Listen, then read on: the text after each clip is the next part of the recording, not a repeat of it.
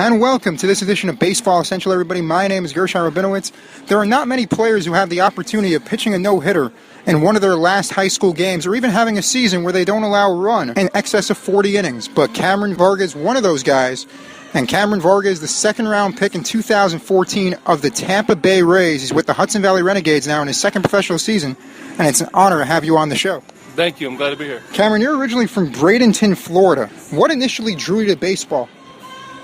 Just growing up, my dad played professional basketball, so I was always around sports and grew up playing basketball and baseball. And then by the time I was about 10 years old, I just told my dad, I was like, baseball is what I want to do. I love it with everything inside of me, and I want to completely focus on baseball. So I put all my focus into that. In your senior season in Cincinnati Hills Christian Academy, you were the Gatorade Ohio Baseball Player of the Year, did not allow a single run all year long. That was 44 innings. Over 100 strikeouts in that span. What was the key to your success, especially that you didn't have that many years on the mound? And were you amazed that you had the best season in school history? It was surreal. It was so much fun. I just went out there every day and just had a good time and enjoyed every minute of it. I actually didn't even know that I broke the record until I already broke the record. So, I was at, I think the record before was 21 or 22. So I think I was at 24 or 25 when I found out, so I didn't have much pressure thinking about it. I just went out there and pitched like normal, and then once I found out, it was just fun to see how long I could keep it going or whatever. It was awesome. Before stepping on the mound, you were a shortstop. You even committed to Florida as an 8th grader. How long have you been pitching, and what difficulties did you face changing positions? It was a unique situation. I was shortstop growing up. I would close games. I really didn't put any thought into pitching. And then I committed young as a shortstop, so that was my focus. And then after my sophomore season in high school, I started throwing harder, and I just loved pitching. I fell in love with being on the mound and that 1-versus-1 competition, and I felt like I could, that competition was better. And so I just switched from shortstop to pitching. I was like, this is what I want to do. I don't care what people think. And this is I just loved it so much. So I was like, this is what I'm going to do. And I told everyone, I was like, I'm going to start pitching, and I'm going to start being a starting pitcher. And then ended up working out, ended up pitching my last 2 years in high school, starting, and then, being drafted by the Rays, which is an awesome opportunity. And speaking of that time when you were drafted by the Rays, you were a second-round pick, as I mentioned, in the 2014 draft, and you were drafted on the same day that you pitched a no-hitter to conclude your high school career. What do you remember most about being drafted, and what steps did you take to avoid thinking about the future while you were on the mound that day? It was an incredible day. I was so, I'm not going to lie, I was thinking about it all day. The draft was pretty much the only thing I was thinking about, but in that morning, and then once I got on the bus to head to the stadium to pitch, I was like, you know what, I'm not even thinking about it. I just locked in for the game, completely forgot about the draft, and I was like, after this game's over, I'm going to think about the draft, and then pitched the game, ended up doing great. We won, threw a no-hitter, and then after that, it was just all about the draft. Yeah, and then you led your guys to the championship, which also was pretty impressive. Coming from a Division III school, you're facing lesser competition. Has that been the biggest challenge for you, playing in the New York Penn League against some of the top prospects in baseball from the recent drafts? I think I actually enjoy it more. I've had to learn a lot coming from high school and making the jump to professional baseball.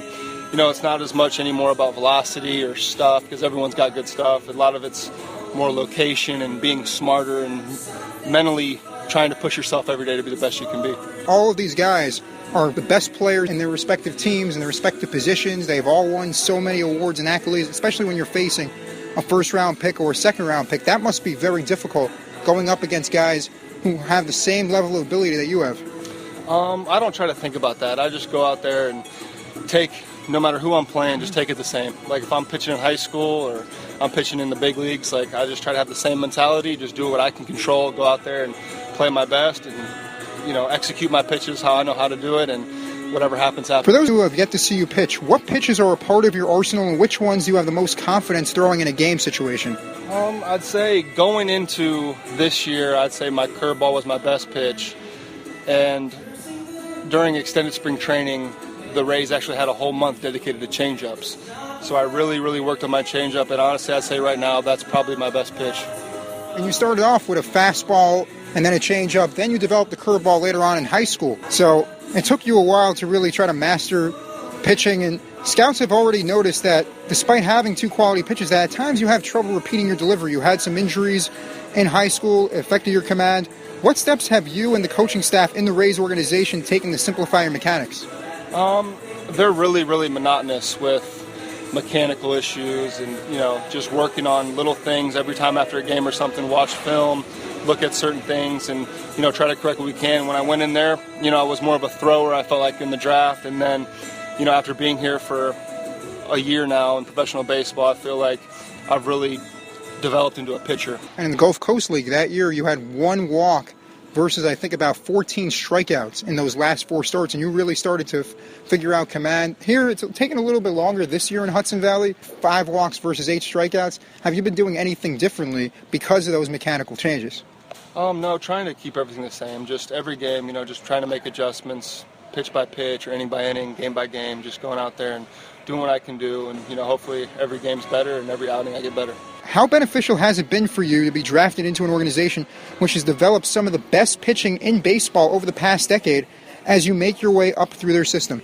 Honestly, I think it was just such a blessing from God, just being able to be in an organization that's so pitcher heavy and they really care about their pitchers and their workouts and everything they do is just incredible. And just being able to be in an organization where they care about young pitchers and they develop them to one day pitch in Tropicana Field, that's just an awesome, awesome thing.